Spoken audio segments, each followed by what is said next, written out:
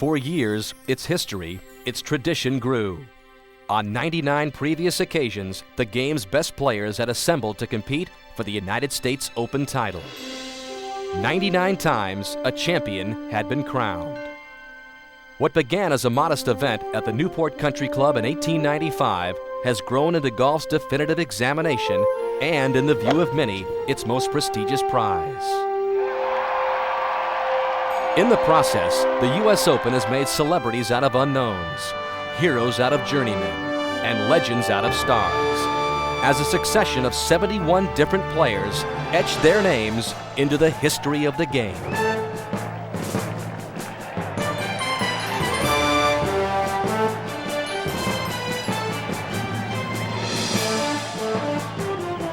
So this time, the 100th time, served as a unique milestone.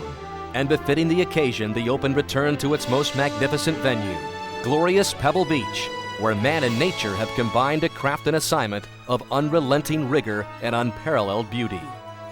With a truly defining moment in time and the game's ultimate stage, anticipation was unprecedented. And then, for 4 astonishing days, those expectations were exceeded.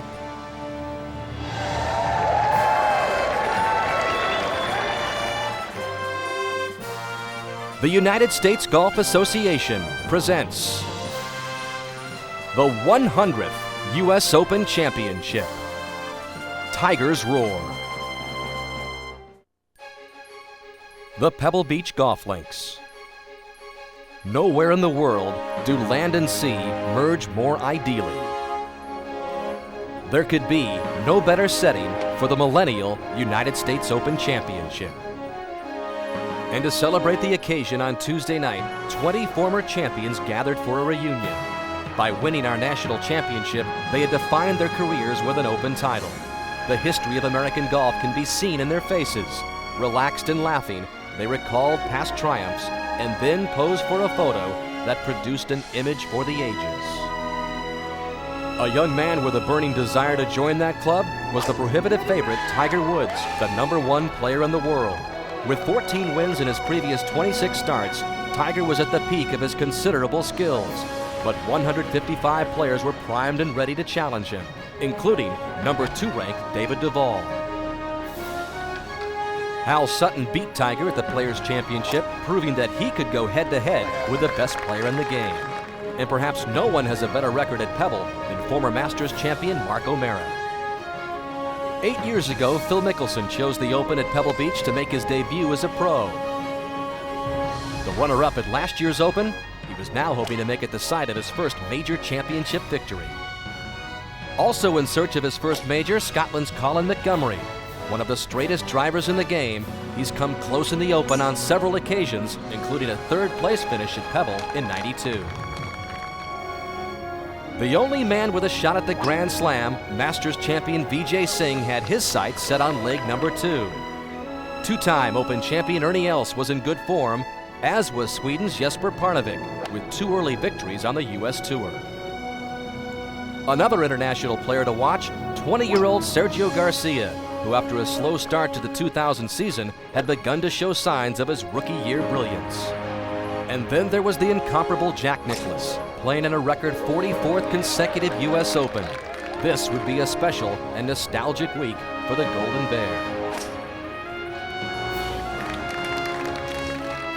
On the eve of round 1, every key element of his championship was in place, except one, the defending champion.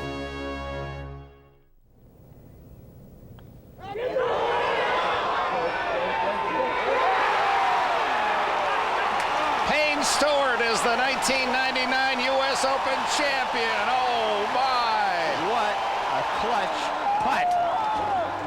1 year ago at Pinehurst, Payne Stewart won his second U.S. Open at the age of 43. Less than 5 months later, he was the victim of a tragic airplane crash. On Wednesday morning, the U.S. Open paid last respects to its champion in an emotional ceremony alongside the 18th green. One of the speakers was Payne's good friend, Paul Azinger. We're here today because we miss Payne Stewart and because we want to remember him. He brought color to all of our lives and he touched us all. Payne's widow, Tracy, offered a positive message in her husband's memory. As much as Payne loved being the United States Open champion, he knew that one day someone else would take the trophy home. Someone else would hold the title. But no one could take away the love he had for God and his family. If he were here in person today, I believe he would say, "Don't ever give up. Don't lose hope. Your future is not measured by your past. Keep trusting, keep believing, keep hoping for the best. With God's help, you can live and die victoriously." Thank you. Ready, aim, fire! The ceremony concluded with a pair of 21-shot salutes as Payne's fellow competitors paid final tribute by stroking tee shots out to sea.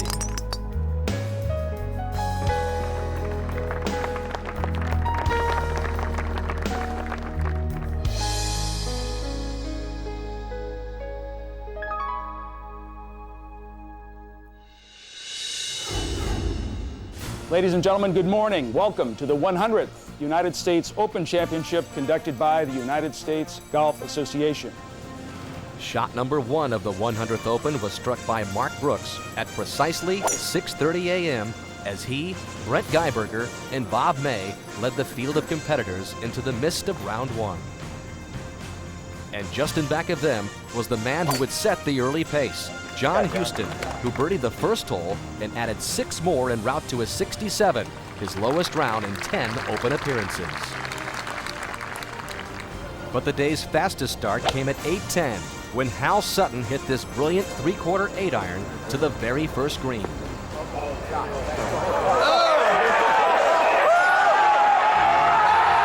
And that was the first opening hole eagle in U.S. Open history. This was for birdie at the second. Out in a blistering 31, Sutton then had this putt to save par at the 10th.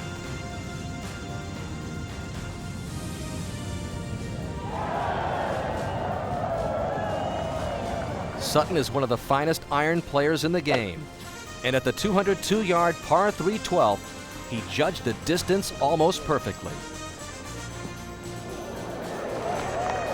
He would make that birdie to move to 5 under. And he followed it up with this superb approach to 13 that yielded yet another birdie.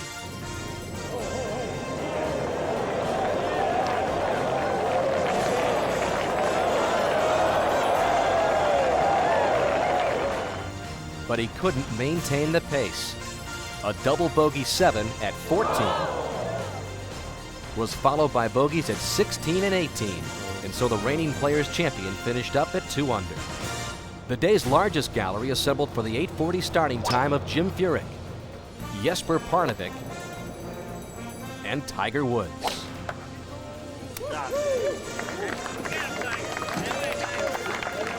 And at number 4, Tiger shifted into second gear. He lofted a brilliant 60-degree sand wedge that would result in his first birdie of the championship. Before play began, Tiger had complained of a balky putter, but a session with Coach Butch Harmon provided the cure.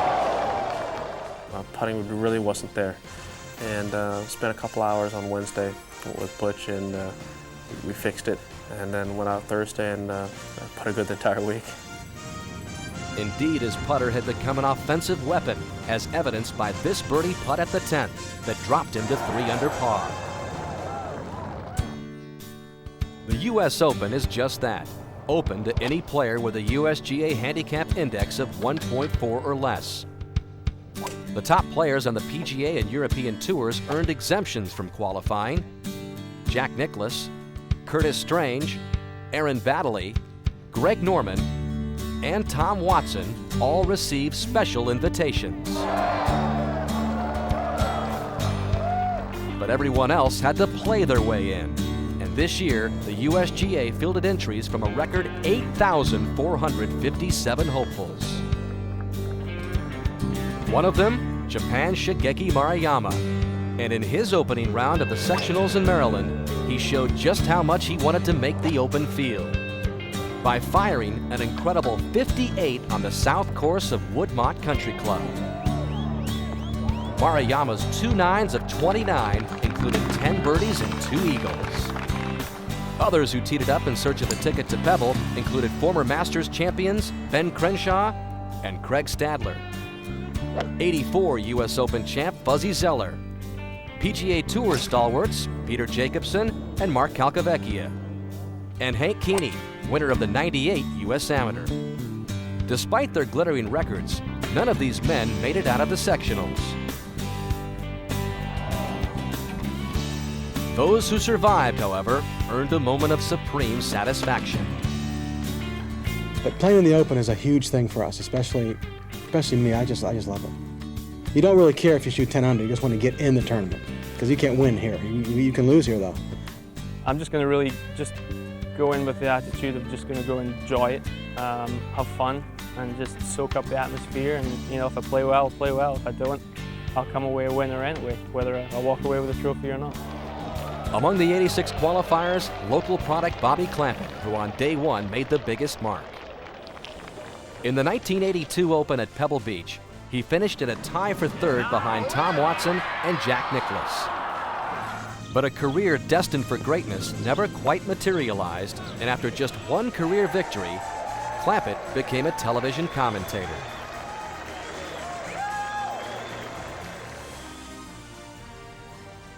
With a flawless 32 on the front 9, and then this birdie at the 10th, he found himself on the first page of the leaderboard. Clampett hadn't competed in a golf tournament in 21 months, but the return to his home turf clearly inspired him, as he posted a 3 under par 68.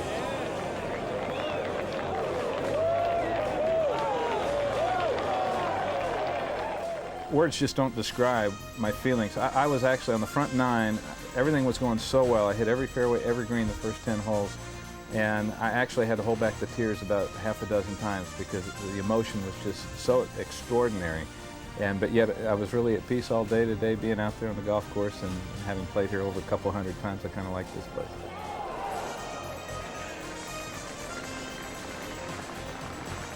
Another player who feels at home at Pebble is the reigning AT&T champion Tiger Woods. This precisely struck wedge led to a tap-in birdie at 13.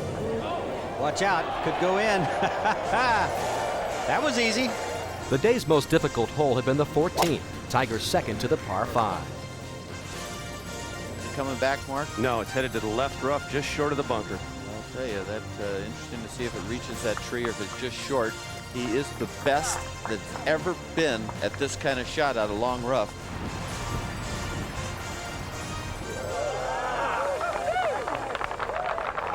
Really hard to describe, Dan, just how good that shot was. He had to play it under the tree, land it in the long rough, and have it jump out. Incredible short game the man had. That was, I can't believe he pulled that off. No, that was all luck, to be honest with you, just blind luck. I had a shot where I just try and line the ball in the first cut of rough, and if it gets through, great. If it doesn't, I at least have the entire green and chip up, and it came out perfect. Knocked it up there to about 1.5 feet and tapped in for birdie, and kind of basically got away with one. At the 17th, Tiger was left with a lengthy putt to save par. Wow, what a save. Then, with this last bit of brilliance from the greenside bunker at the par 5 18th, Tiger secured his 6th birdie of the day against no bogeys. Tiger's 65 was the lowest round ever recorded in a U.S. Open at Pebble Beach. In the U.S. Open, it's so hard to make up shots. I just need to get off to a solid start, make my pars, and don't put myself in that big a danger. And if you shoot a few under par, great. And I just happened to get on a little bit of a run there and finish at 6 under, which was a better start than I had envisioned, but I'll take it. And from North Palm Beach, Florida, the 4-time United States Open champion, Jack Nicklaus. Appropriately, the pairing position traditionally reserved for the defending champion was given to Jack Nicklaus, the greatest player the game has ever known. In all probability, this will be the last U.S. Open of his storied career. And as he stepped to the tee, Nicklaus chose to pay tribute to Payne Stewart's memory.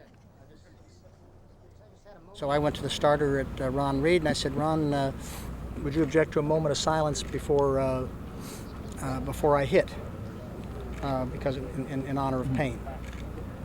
And he said no. He says, I think that's very appropriate. I didn't expect it to be that emotional for me, because you start thinking about it. He's your defending champion. He's a young man who's in the prime of his career that we lost, and I got a little blurry-eyed with it, and then I had to hit the golf ball, and I had a horrible shot. Lucky I couldn't even hit it out of bounds.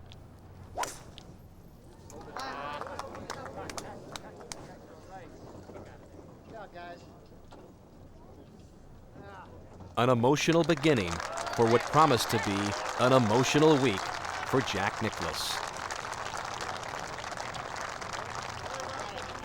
As the day wore on, Spain's Miguel Angel Jimenez made a serious run at the lead. This was his first time at Pebble Beach, but Jimenez is a 6-time winner on the European Tour, and last fall he battled Tiger down the stretch before finishing second at the World Golf Championships at Valderrama. On Thursday, he one-putted 12 greens as he recorded birdies on 5 of the first 7 holes. At the 8th, he had this difficult assignment to save par. This was for birdie at 11. And if this putt would fall, it would give the straight-hitting Spaniard a round of 66 and sole possession of second place. The early morning haze deepened into June gloom, but it couldn't obscure Ernie Els's talent with a wedge. And Tom Kite is not known for his power, but this putt was for eagle at 6.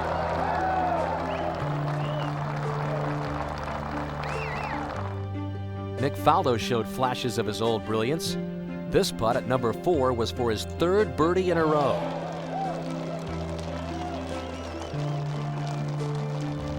Two strong shots at the par 5-6 left him this putt for eagle.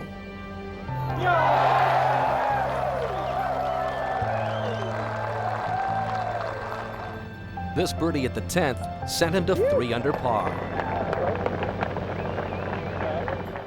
Then at the par 4 11th, he played his approach to the short side of the green and above the hole, only to watch it trickle back toward the cup, leaving him a relatively short but extremely slick putt for birdie. I don't think that's really a product of spin. That just tells you what kind of slope there is in the rear of this green. Started that ball. See how excited? You don't get that excited to make many 4-footers, but you do that one. Faldo's playing competitor, 95 U.S. Open champion Corey Pavin, was also back in form. This his approach to the difficult par 4 night. Beautiful shot from Pavin.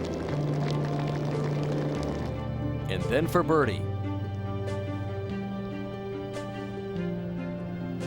Pavin moved to 2 under. And then had another birdie try at the 10th. Very quick putt from behind the hole here.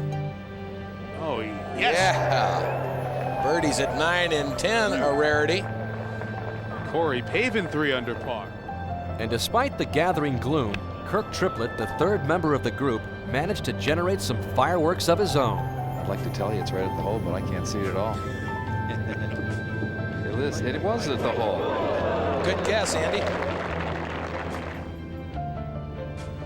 This birdie at 13 would drop Triplett to 3 under par. That was a good putt. Went in with a nice speed. 3-time U.S. Open champion Hale Irwin is a dominant player on the senior tour, and he served notice early on that his game still measures up to the demands of major championship play. At the 6th, he left himself 30 feet for a birdie.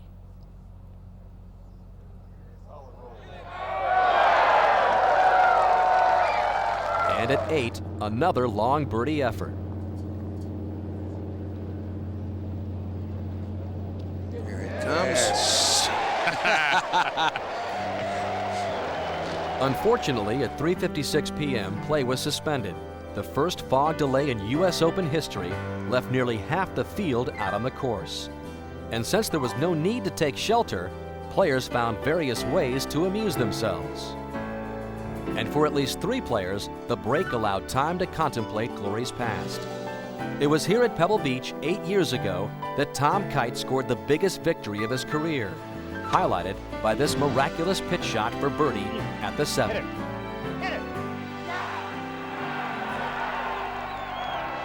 On a blustery Sunday when the winds gusted over 40 miles an hour and the field averaged more than 77 strokes, Kite played 18 holes of steady, gritty golf.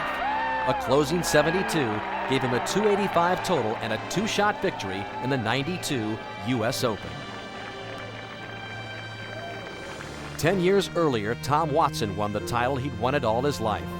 In a dramatic stretch battle with Jack Nicklaus, Watson seemed to falter when he found the rough behind the green at the par 3 17.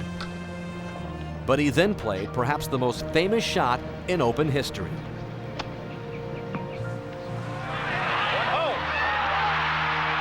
This spectacular birdie gave him a 1-stroke edge.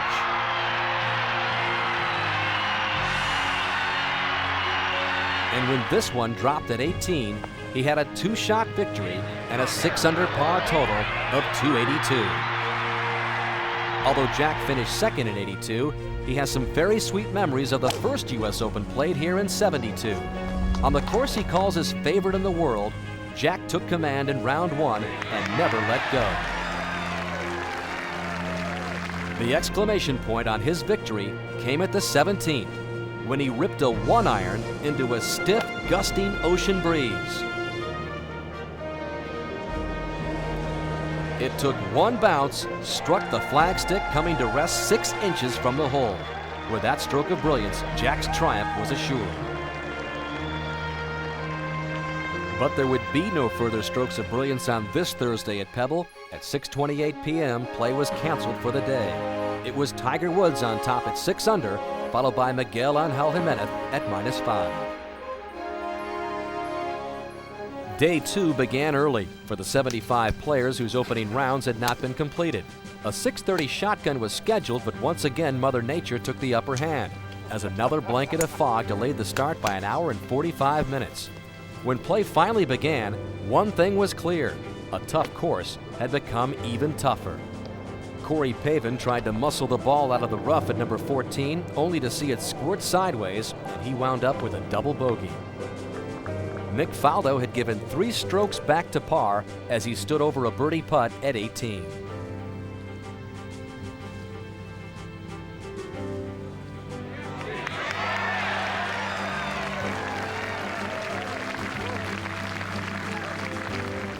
.44-year-old Lauren Roberts had this putt for birdie at 18. And when it fell, he was in with a 68. And Hale Irwin played the second 9 and 1 under par to also card a 68.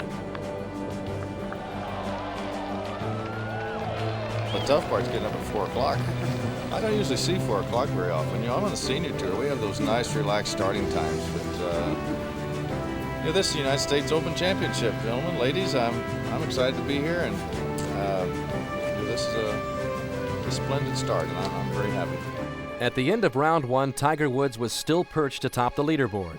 Lauren Roberts joined Irwin and Bobby Clampett at 3 under. Nick Faldo was at 2 under. The group at 1 under 70 expanded to include Kurt Triplett, Vijay Singh, and Fred Couples. Other notables included Jack Nicklaus, Justin Leonard, and Jesper Parnevik at +2. David Duval posted a 75, the same as Sergio Garcia.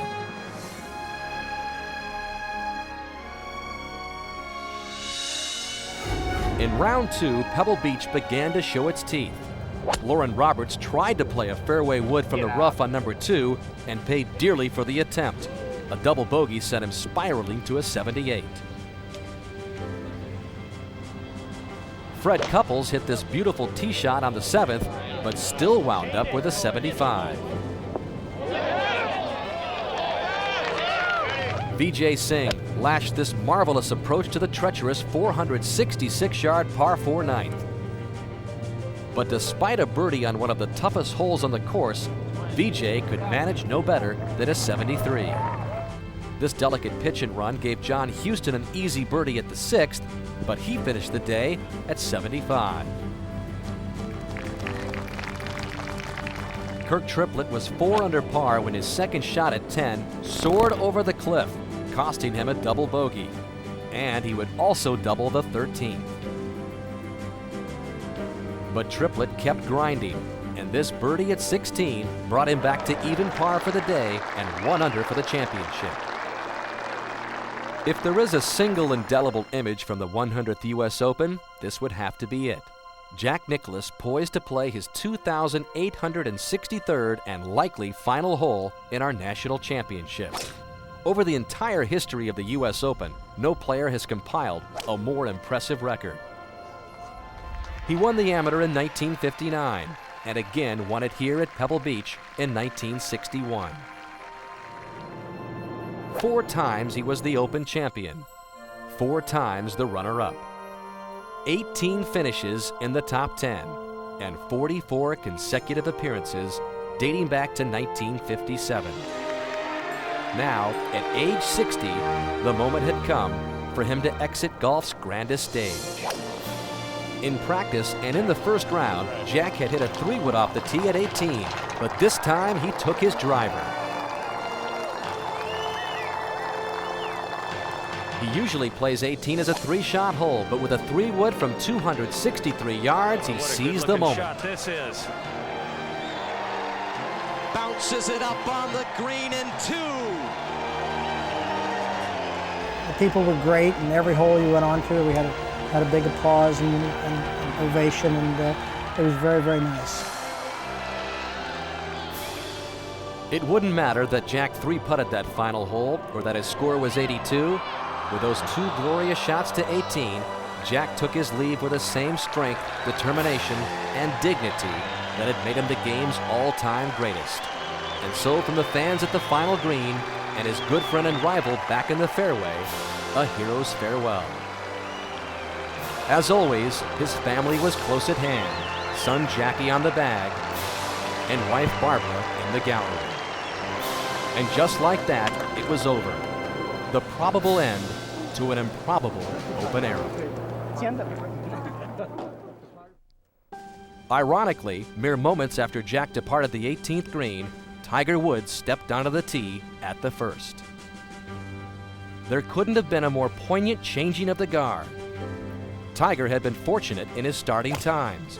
Having completed his first round just before the fog rolled in, he'd been able to get a good night's sleep. Now, with a late afternoon start, he would again catch the day's most favorable conditions. Tiger's length has always been an awesome weapon, and now with even better accuracy, it's become a lethal combo. Well, that was a launch right there. But he used his putter to subdue Pebble Beach. This for par at number 2. You gotta be kidding. And this for birdie at the 3rd. Oh, he's got the line, he's got the speed, and yet another birdie. After a bogey at 5, his first bogey of the championship, Tiger lost his tee shot on number 6 to the right. This is a mile in the air, needs to come down quick.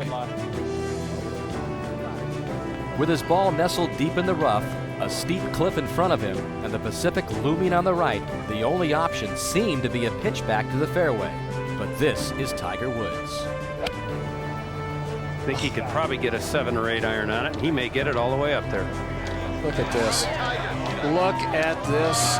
You think strength is not an advantage? It's just not a fair fight. No, it really isn't, Roger. I mean, that is phenomenal. By playing the game, you kind of know what certain lies are going to do, and that's just one. If I came down steep enough, I just knew I could get that little flyer out of it, and that's what I tried to do. And I squeezed it perfectly, and it came out hot, but also high enough.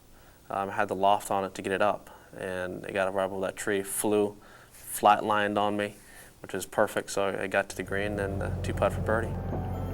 Cool.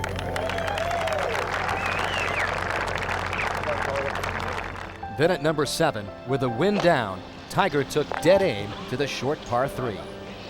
Just right at the flag. What a shot. What a shot is right.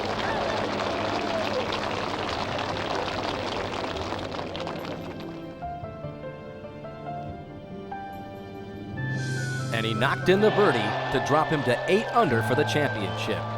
Everyone else was playing catch-up. Miguel Angel Jimenez did not tee off until 6 p.m. As such, he was able to play only 7 holes. But the man known in Europe as the Mechanic made a workmanlike 6 pars and a birdie to improve his position to 6 under. At 1 under par through 34 holes was Thomas Bjorn of Denmark. Bjorn had come out firing on Friday with 3 birdies in his first 6 holes before giving 2 strokes back on the inward 9. This beautiful wedge, his third at the par 4 16th, enabled him to save par on his final hole of the day. But the gallery's attention remained focused on Bjorn's playing competitor Bobby Clampett. He began solidly by hitting each of the first 7 greens in regulation, but all that brought him was 6 pars and a bogey. He could still summon glorious shots though, like this iron to the 10th. But as the day progressed, he would lose 3 more shots to par. Trying to get it to chase back to the hole. Look at this. Look at this. Tiger made his second bogey of the championship at the 9th. Then, after a par at the 10th, he pushed his approach to the 11th green slightly. Just enough to get a terrific bounce. That one would go in to return him to 8 under par. I think Pretty you'll good little see a hop little there. smile out of Tiger there. He knows that ball was short and right. With darkness closing in, there was time for just one more hole, and Tiger made the most of it with one of the few tee shots that held this green.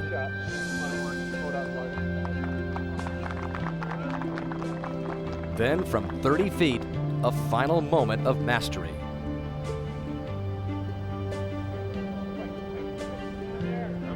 Oh, you're kidding Wow. What a way to finish this afternoon. Good night. And so at the end of this 12-hour day, Tiger Woods had reached 9 under, extending his lead to 3 strokes over Jimenez. Making that putt, I don't know if it sent a message to the field, but it definitely gave me an overwhelming sense of positive feeling. In fact, I was able to finish off my round the way I wanted to, be able to birdie the last 2 holes. But then I had to go out there the next morning, early in the morning, and try and clean up my round. And that's always some of the hardest things to do because you don't have a whole lot of rest. You don't get a whole lot of sleep. Your preparation's kind of thrown off. And we're out there warming up the next day in darkness. So it was kind of tough. Indeed, the leader was on the practice tee shortly after 5 a.m. and into the thick rough at 6:30. But once again, Tiger powered his ball out of trouble and onto the green. And that looked like Arnold Palmer. Look at that. Strength. He made up for a bogey at 14 with his precisely struck wedge at 15 that came to rest just 4 feet from the hole. Tiger to get back to 9 under.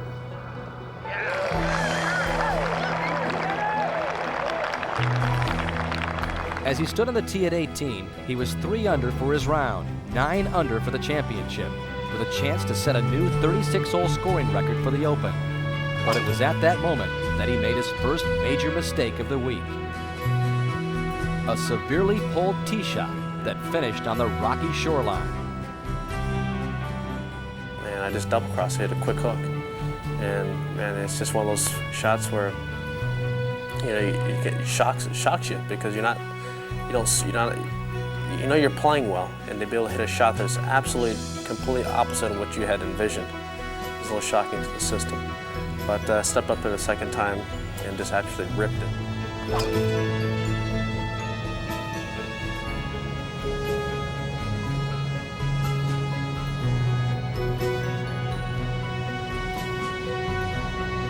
Hit a 4 on the green, 2-putter, got my bogey. So he follows up the 65 with a 69.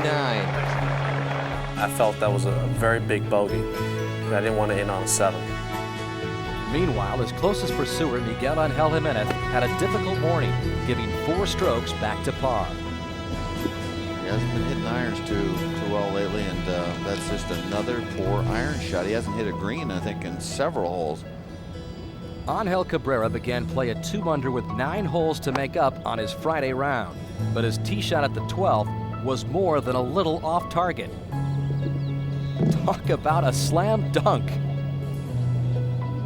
He didn't get it up and down from the garbage can, and it would be one of 5 bogeys for him on the inward 9. Through 14 holes, Phil Mickelson had yet to record a birdie. And after this shot at 15, he was still without a birdie. But now he had an eagle. He added a birdie at 18 to finish the first 2 rounds at +2. Spain's Jose Maria Olazabal opened with a 1-under par 70, and this superb wedge at 18 set up a birdie that kept him 1 under through 36 holes.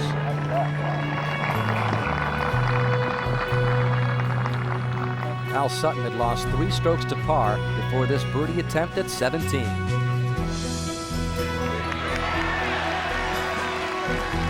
And Lee Westwood was +2 before this 80-foot eagle attempt at the 18th. Can he get it there? This one is tracking into the hole. Westwood's Thunderbolt was the first eagle on 18 in a U.S. Open at Pebble Beach, and it brought him back to even par for the championship. But the headline news on Saturday morning was that Tiger Woods had taken this championship by the throat, as his overnight lead of 3 shots had quickly doubled to 6, eclipsing a 36-hole record that had lasted for nearly 100 years.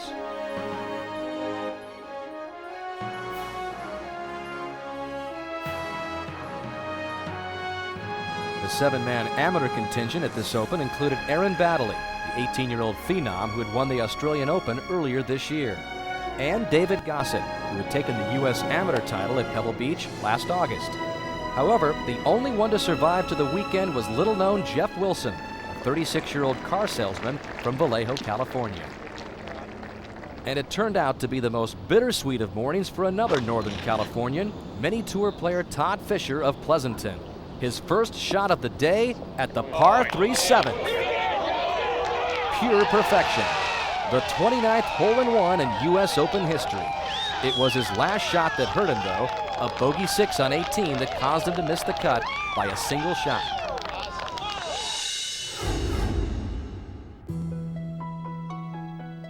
As set up for the 2000 U.S. Open, Pebble may be golf's ultimate test, with a variety of long and short holes, constant changes in elevation, and small, slippery greens. And then, of course, there is the absolute majesty of the surroundings. Pebble Beach is an icon in golf. It's the Mona Lisa of golf. It's one of the great courses anywhere in the world. So I think to hold the millennial U.S. Open on this golf course, the 100th anniversary of the U.S. Open, you can't pick a better spot.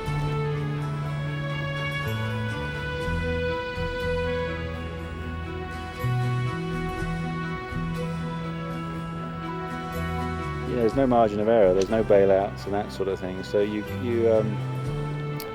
it just forces you've got to go for it, and under open conditions that's sometimes a tough thing. Sometimes you want to think, oh well, I'd love a bit of breathing space, but you don't really get it. So I think that's the great qualities of this golf course. I mean, it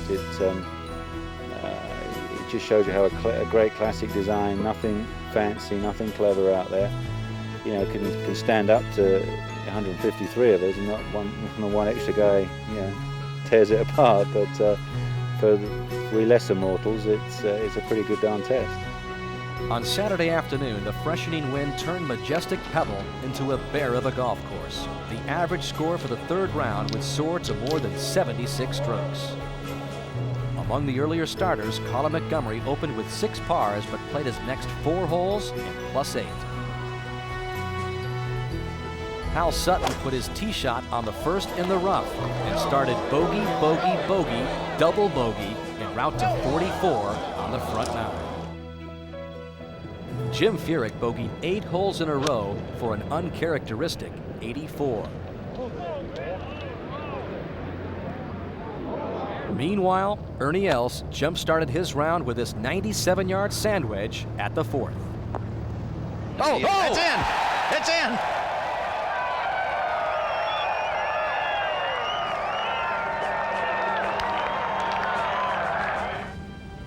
Thereafter, the 2-time Open champion added 4 more birdies along with 3 bogeys. His score of 68 was exceptional under the circumstances and would in fact be the only subpar round of the day.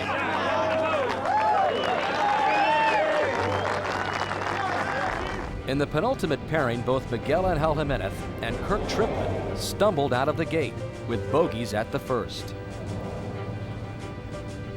Denmark's Thomas Bjorn had the unenviable task of going head-to-head with Tiger Woods.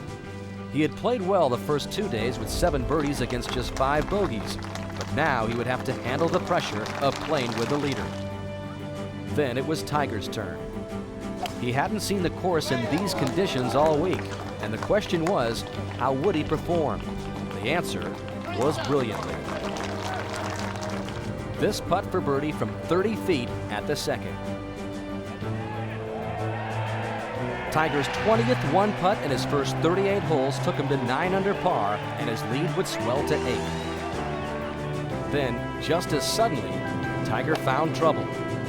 Serious trouble, when his second shot to the par 4 third dove into some of the deepest, thickest rough on the course. Well, it's amazing what Pebble Beach can do, Roger. It's just, there's so many little spots you can hit it that just are nightmarish.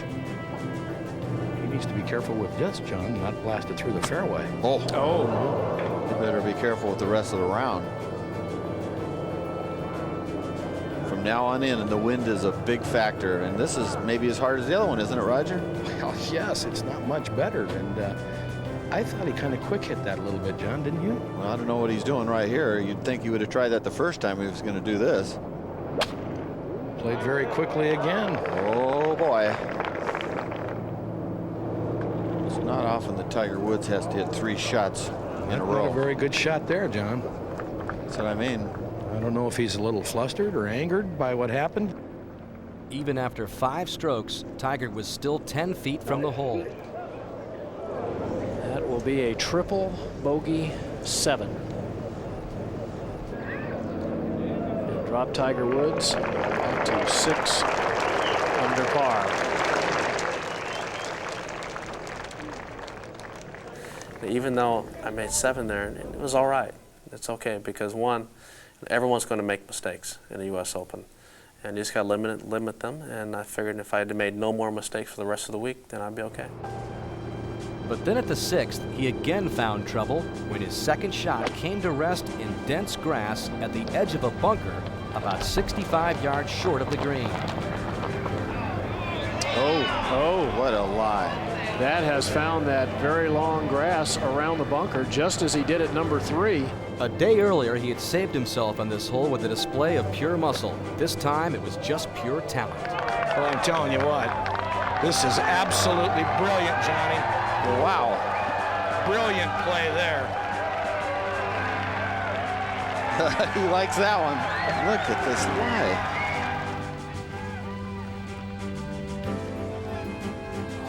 That's strength. Tiger's unsurpassed artistry turned a potential bogey into a likely birdie.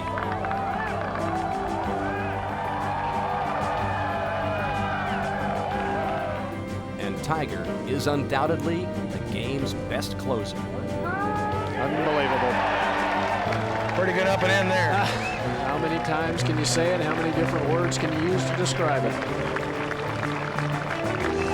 At the quaint but dangerous par 3 7th, Tiger stayed aggressive. Right, starting it right.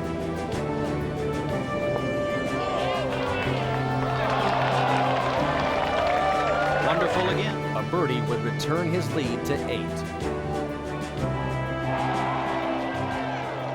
If you have a lead in basketball in the third quarter, you want to increase it to where it's 20, 30 points, so you can rest the entire fourth quarter, so you bury it and just put it away. And in order to do that in golf, you got to bear down and increase that lead. And that's something that I enjoy. I enjoy having that challenge where you're out in front and you're trying to increase the lead, and you're actually able to do it to the point where now you can cruise coming in. He would bogey the 8th, but had this for birdie at the 9th. And the lead is 9. At this point, it seemed only a major mishap of some kind could stop Tiger. And for an instant at the 10th, that mishap seemed to have occurred. Tiger's second shot had drifted into the thick rough within the hazard to the right of the green. Plus, there was a rock in front of his ball. That came out really quite easily and through the green. And you saw the reaction. He kind of grabbed his right wrist like there might have been something under it. Rock. There was a rock in there. Fourth shot now. This is a delicate one down the hill. That is really, really a good play. It would help Tiger save bogey. But he would par the next 3 holes, while his playing competitor Bjorn joined the parade of players who had succumbed to Pebble on this difficult day. Bjorn had played the first 7 holes in even par, but lost 7 strokes to par over the next 6. Just shoots it to the back of the green. Might ricochet off a little. Nope.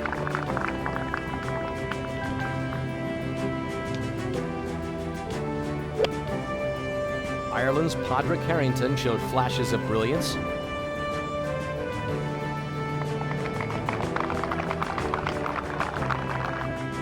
This birdie at 18 would take him all the way to a tie for 3rd place by the end of the day.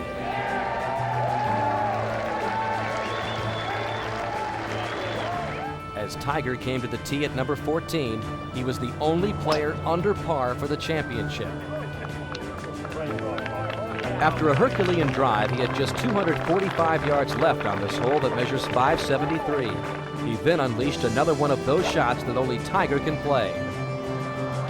He's taking a big swing, and this is going at the right side of the green. This looks good. He's carried it up on the green. My goodness, what a shot. 2 putts later, he had his 5th birdie of the afternoon. Tiger would par the next 3 holes, but would still add to his margin, as Jimenez bogeyed both 16 and 17 and finished with a 76 that dropped him into 3rd along with Harrington. Indeed, as Tiger cruised serenely through the back 9, everyone around him struggled. Nick Faldo, Bobby Clampett, Jose Maria Olazabal, and John Houston each shot 76. Vijay Singh came in with an 80. Hal Sutton suffered his highest score in 55 rounds of U.S. Open play. And Kirk Triplett collapsed to an 84. Tiger, meanwhile, needed a birdie at 18 for only the 2nd under par round of the day. Oh, this looks really good. But this one was not meant to fall. Still, with a 3-round total of 205, Tiger Woods had staked himself to a mind-boggling 10-shot lead, breaking a record that had stood for more than 3/4 of a century. The only comparable performance in modern-day golf was Tiger's own commanding victory in the '97 Masters, when his lead after 3 rounds was 9. He had set standards only he could meet.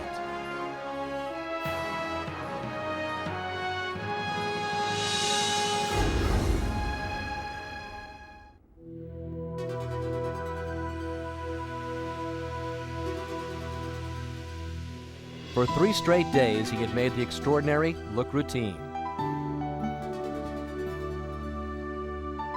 For 3 days, he had mastered a proud and punishing major championship course like no player in history.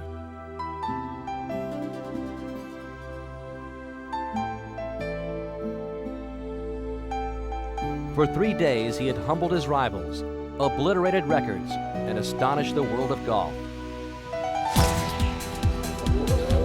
His game was at full throttle. His irons crisp and precise, his inventive short game well-oiled, and his putting perhaps the sharpest it had ever been.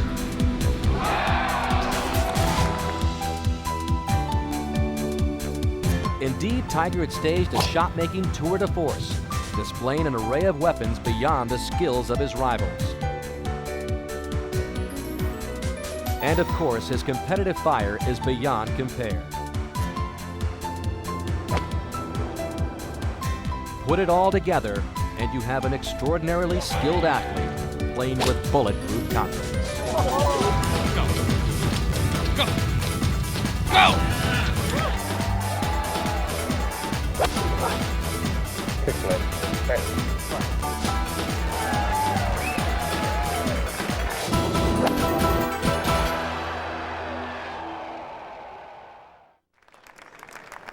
Now on Sunday, Tiger Woods had come to put the finishing touches on his masterpiece. His stated goal, to win the 2000 U.S. Open, had never wavered.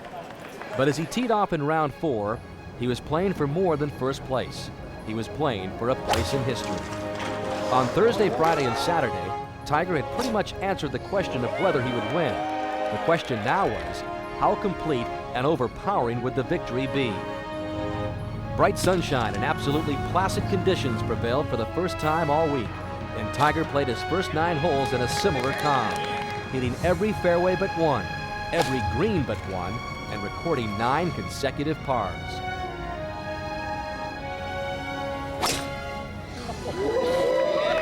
His playing competitor, Ernie Els, was unable to apply any pressure, and the closest anyone came to him was 8 shots.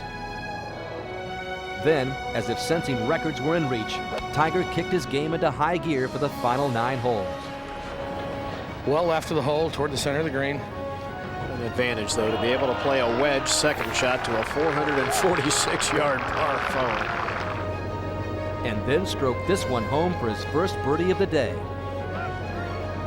This looks good here. Yes, sir. Tiger Woods to 9 under par, and the par string is broken. And then at the 202-yard 12th, he chose a 5-iron. Just a towering shot, Johnny, at the center of the green. What a beautiful looking golf shot. Advantage Tiger. And so, from 18 feet, this to go 10 under par. Oh my goodness. Double digits. With that putt, he became only the 2nd player in U.S. Open history to reach double digits under par. The first being Gil Morgan here at Pebble Beach back in '92. That year, Morgan actually got to 12 under before falling quickly away. But Tiger had other intentions, and he made them emphatically clear at the very next hole. Sand iron, this ball going right at the flagstick. Wow. Is this really happening? He would move to 11 under. And he wasn't through. At the par 5 14th, 2 strong shots left him with this pitch. No, this is real good. Perfect lead right underneath the hole. And then this putt for a record equaling 12 under. I would imagine this is going down also, Rod. You'd have to think. That's 4 birdies on the first 5 holes of the back 9. Tiger's lead, which was 9 shots at the turn, suddenly had grown to 13, the largest in U.S. Open history. At this point, he had just one goal, beyond winning, and that was to complete the final round without a bogey. At 16, his approach missed the green, and this flop shot lacked the magic of some of his earlier efforts. So to keep his scorecard bogey-free, he needed yet another 15-footer to fall.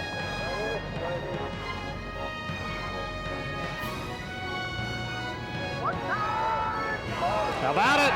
Oh, my goodness. You see that look of determination when that ball went in the hole? That putt was huge for me, not for the tournament and people thinking, yeah, he's got a chance to break the record. I could care less. But the fact that I had a chance to be able to play final round on Sunday, as I said, with no bogeys, I knew I had to make that putt. He would face one more challenge at 17. Look where he's aiming, his body and everything, at the left edge of the green, and then he'll sort of just push it over to the right. Oh, he caught that awfully good, John. Look at this. Look at this. Oh, my. One more birdie, and Tiger's 72-hole total would be a 271, a score that would break the U.S. Open record by a shot. But off the 18th, Tiger wasn't thinking birdie. He was playing to assure his final par. And so he used a 4-iron to stroke his ball to the center of the fairway. Then from there, laid up safely. And this just fine, right in the center of the fairway. And played this wedge that left a final putt for the Open record.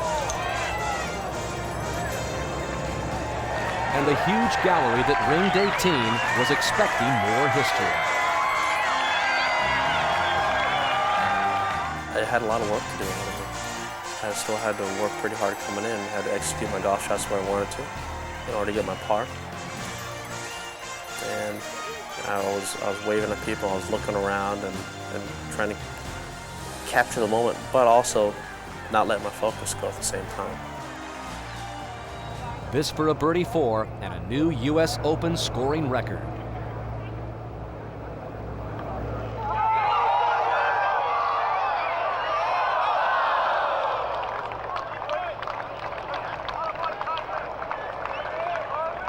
Well, it's inside right edge and solid.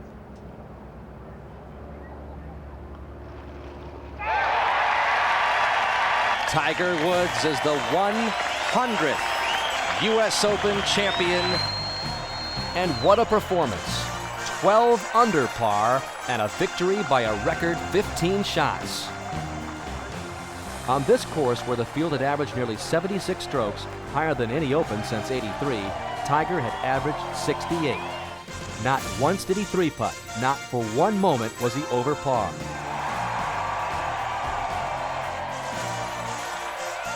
It was a performance without equal in golf, and arguably without equal in all of sports. It was left to his fellow competitors to put his feet in perspective. Well, Tiger Woods has all the pistons in tune right now. He's about the longest hitter in the game. He hits the ball very straight. His short game is about the best. Obviously, he's the best player in the world right now. I think it's obvious. And I think everybody else right now is playing for second place, and I think they know it.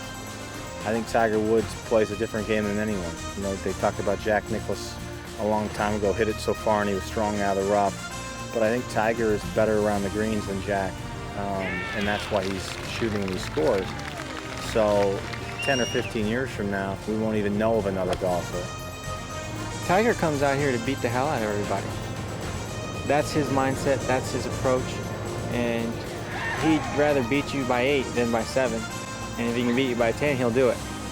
It's unbelievable. I mean, it's perfect golf. I mean, the guy at the moment has an unbelievable belief system in his game. Nothing can go wrong. Nothing deters him. It's perfect golf.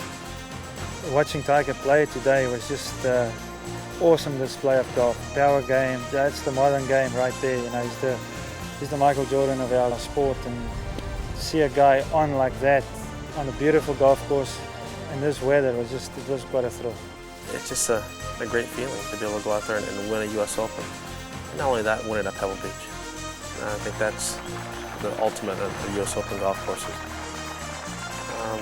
Win by 15 or win by 1, it doesn't really matter. What really matters is the fact that I have the trophy. Miguel Angel Jimenez had announced that his goal was to win the competition being played in Tiger's shadow, and he did succeed in tying Ernie Els for second place, as 5 of the top 7 places went to internationals, including a resurgent Nick Faldo. Masters champion Vijay Singh finished with a 68 to join a distinguished group at 7 over par.